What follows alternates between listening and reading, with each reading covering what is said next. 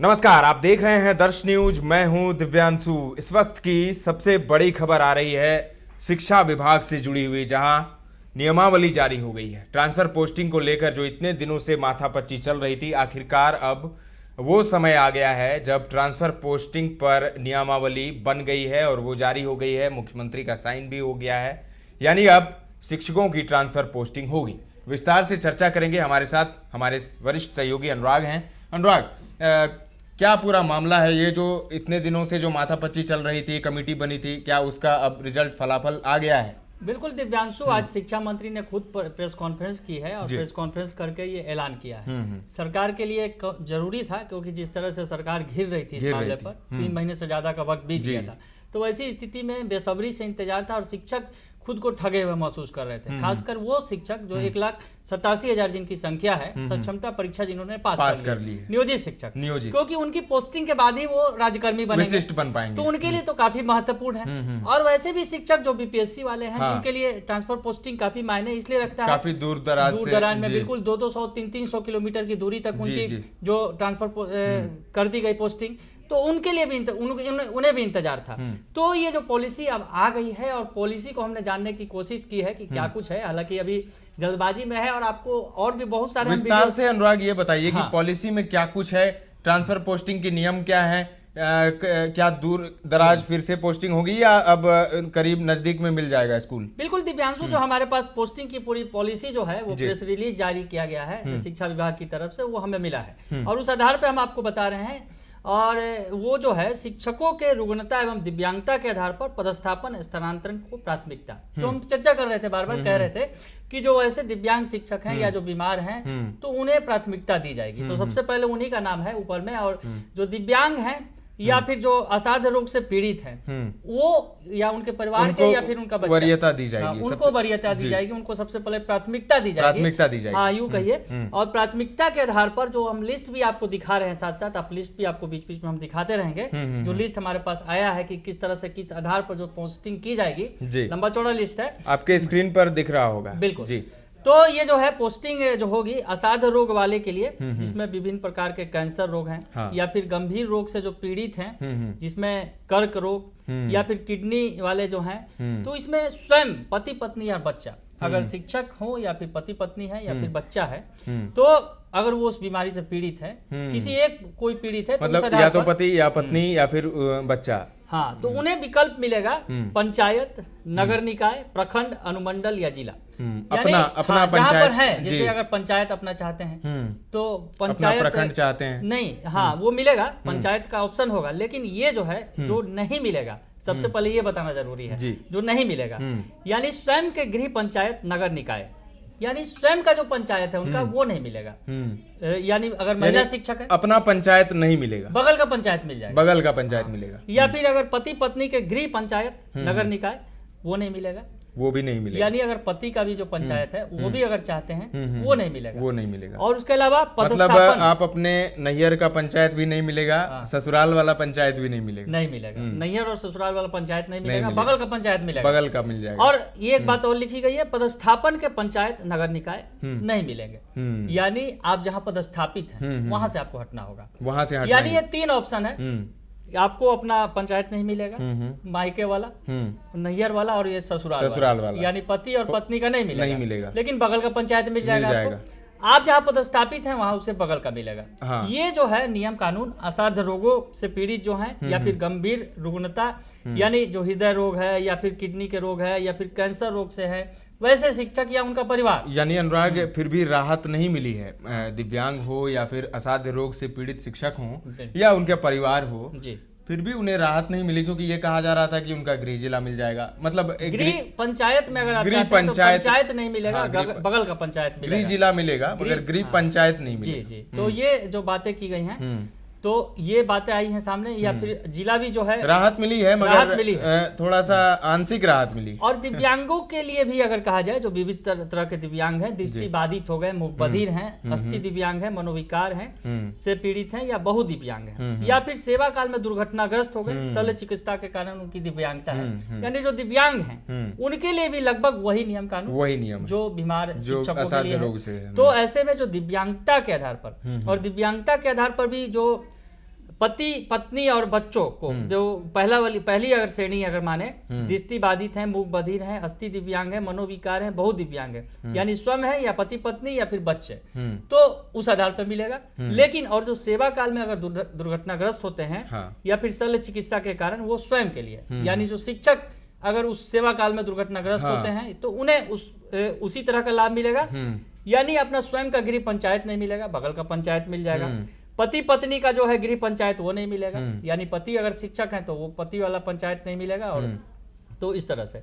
और उसके अलावा जो पदस्थापित है जहाँ वो पंचायत नहीं मिलेगा, यानी बगल का पंचायत मिलेगा, पड़ोस के पंचायत में।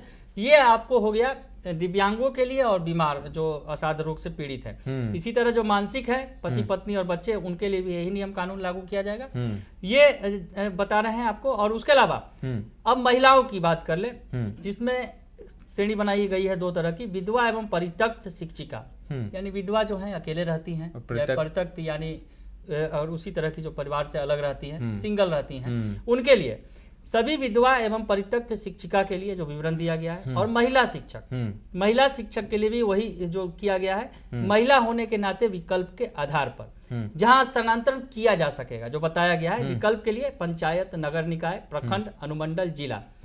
और इनके साथ भी वही जो अगर कहा जाए, जो दिव्यांगों को और जो बीमार जो असाध्य रोग से पीड़ित हैं उनके लिए, महिलाओं के लिए भी लगभग वही नियम कानून बनाए गए हैं, यानी महिलाओं को भी वो विकल्प मिलेगा, यानी अपना पंचायत नहीं मिलेगा, या फिर पति पत्नी है तो दोनों का पंचायत नहीं मिलेगा, या फिर अगर पोस्टेड है जहां वो पंचायत आपको नहीं मिलेगा। यानी महिला और दिव्यांगों को वही लाभ मिलेगा जैसा दिव्यांग के बारे में अनुराग ने कहा, और जो असाध्य रोग से पीड़ित हैं या तो पति या पत्नी या फिर उनके बच्चे, तो उन्हें जो लाभ मिलेगा वही लाभ महिला शिक्षिकाओं को भी मिलेगा। यानी जो हम लोग बात कर रहे थे शुरू से, बार बार ये बात कही जा रही थी, और शिक्षा मंत्री बता भी रहे थे बार बार कि महिलाओं को, दिव्यांगों को और जो असाध्य रोग से पीड़ित हैं उन्हें छूट मिलेगा, तो उन्हें प्राथमिकता दी गई है शिक्षिका के पति के पदस्थापन के आधार पर। अब शिक्षिका के पति के पदस्थापन के आधार पर जो चाहती हैं कि पति जहां पर पदस्थापित है, तो उस आधार पर जो विकल्प दिया गया है पंचायत, नगर निकाय, प्रखंड, अनुमंडल और जिला, यानी वो होगा। और लगभग वही नियम कानून है कि स्वयं के गृह पंचायत, नगर निकाय, पति के गृह पंचायत, नगर निकाय,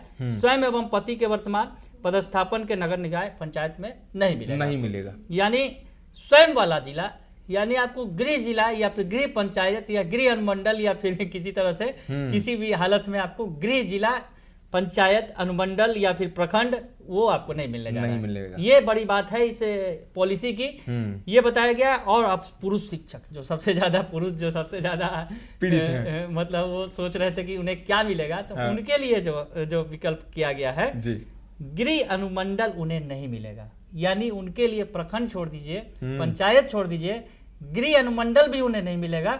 यानी जिले में अगर 2-3 अनुमंडल है तो अपना गृह अनुमंडल उन्हें छोड़ना होगा। यानी उन्हें जिला का जो विकल्प दिए हैं वो मिल जाएगा, पर यह है कि गृह अनुमंडल उन्हें नहीं मिलेगा। यानी अपने गृह जिले में रहेंगे वो, लेकिन गृह अनुमंडल में कई सारे प्रखंड होंगे, उसके बाद पंचायत होंगे, तो ना उनको अपना पंचायत मिलेगा, ना प्रखंड मिलेगा, ना अनुमंडल मिलेगा। अनुमंडल से ऊपर आपको उनको जिला में जाना पड़ेगा, यानी दूसरे अनुमंडल में उन्हें पदस्थापित किया जाएगा। तो यही मोटा मोटी जो पॉलिसी का जो आधार है सब कुछ है। बाकी तो नियम कानून बताए गए हैं कि कैसे क्या कुछ बनाया गया है सिद्धांत, और किस तरह से जो बताया गया है कि किस तरह से वो पूरा डिटेल्स दिया गया है, वो हम अपने जो हम आप अभी जुड़ेंगे थोड़ी देर बाद अपने जो शिक्षक संघ के जो नेता हैं उस पर विस्तार से बताएंगे। लेकिन दिव्यांशु जो मोटा मोटी जो पॉलिसी जिसके लिए बेसब्री से इंतजार था वो आ गई है और उसका फलाफल आप बता दीजिए।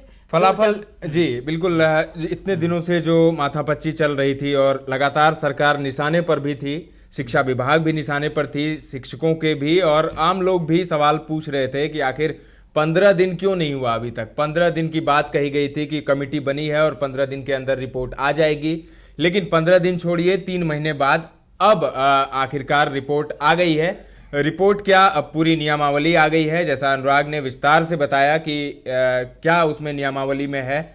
जिस तरीके से प्राथमिकता दी गई है दिव्यांगों को और जो असाध्य रोग से पीड़ित हैं उन्हें, और महिला शिक्षिकाओं को प्राथमिकता दी गई है। पुरुष शिक्षक जो हैं उन्हें अनुमंडल नहीं मिलेगा, अपना अनुमंडल नहीं मिलेगा, यानी पंचायत आप छोड़ दीजिए, प्रखंड भी छोड़ दीजिए, अनुमंडल भी अपना नहीं मिलेगा। पुरुष शिक्षकों की मैं बात कर रहा हूँ। वहीं महिला शिक्षिका हों और अगर दिव्यांग हैं और या फिर असाध्य रोग से पीड़ित हैं तो उन्हें प्राथमिकता दी गई है कि आप चूज कर सकते हैं। लेकिन उसमें भी एक शर्त यह है कि आपको अपना गृह पंचायत नहीं मिलेगा, पति वाला पंचायत नहीं मिलेगा, और इसके अलावा जो पदस्थापित हैं वो पंचायत नहीं मिलेगा। तो ये मोटा मोटी जो हमने आपको बताया, जो ट्रांसफर पोस्टिंग की नियमावली आ गई है उसको लेकर हम लोग चर्चा कर रहे थे। तो अब इसके ऊपर प्रतिक्रियाएं भी आएंगी अब शिक्षकों की।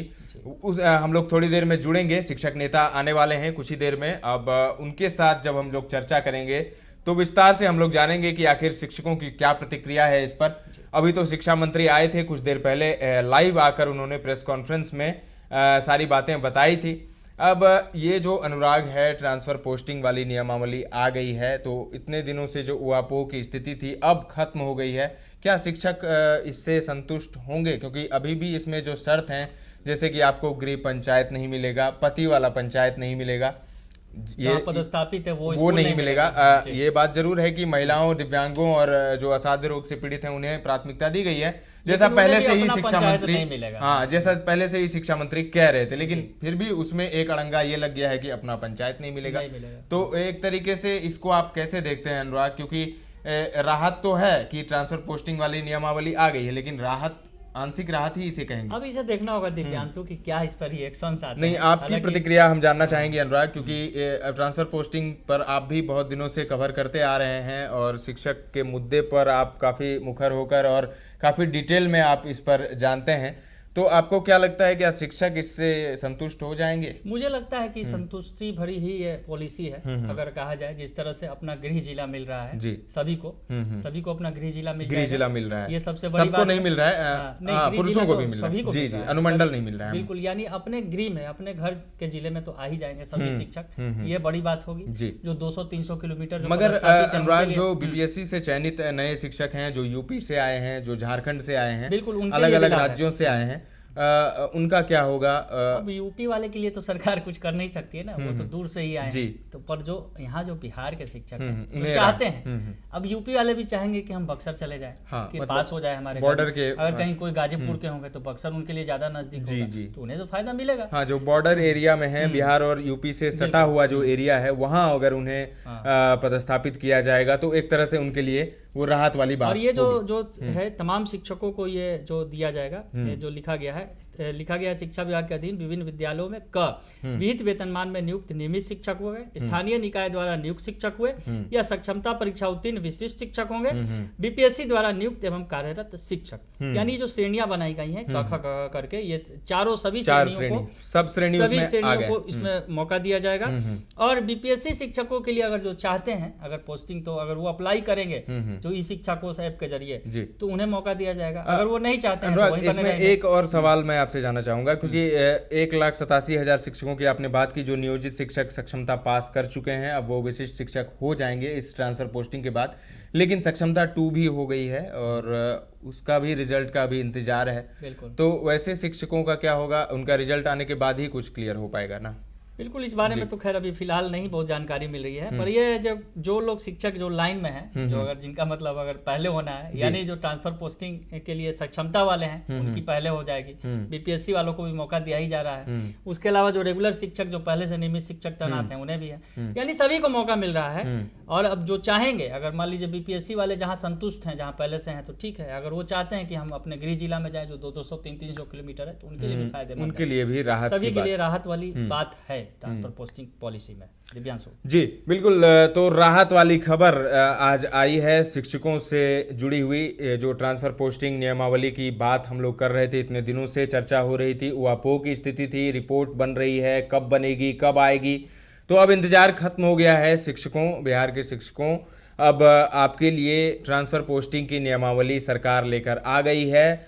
शिक्षा मंत्री ने अभी अभी जानकारी दी है, प्रेस कॉन्फ्रेंस करके उन्होंने पूरी बात बताई है। और जो नियमावली हमारे सामने भी आ गई है, सबके पास आ गई है और आपके स्क्रीन पर भी दिख रहा होगा, और हमने विस्तार से इसको लेकर चर्चा की है कि इसमें किसको प्राथमिकता दी जाएगी। तो प्राथमिकता जो मिलेगी, जैसा कि पहले से ही बात चल रही थी अनुराग की, उसमें महिला शिक्षिका होंगे और जो दिव्यांग हैं और इसके अलावा जो असाध्य रोग से पीड़ित हैं उन्हें प्राथमिकता दी गई है। और पुरुष शिक्षकों के लिए भी राहत वाली बात यह है कि उन्हें अपना गृह जिला ही मिलेगा, अनुमंडल अपना नहीं मिलेगा भले ही, लेकिन अपने जिले में ही वो रहेंगे।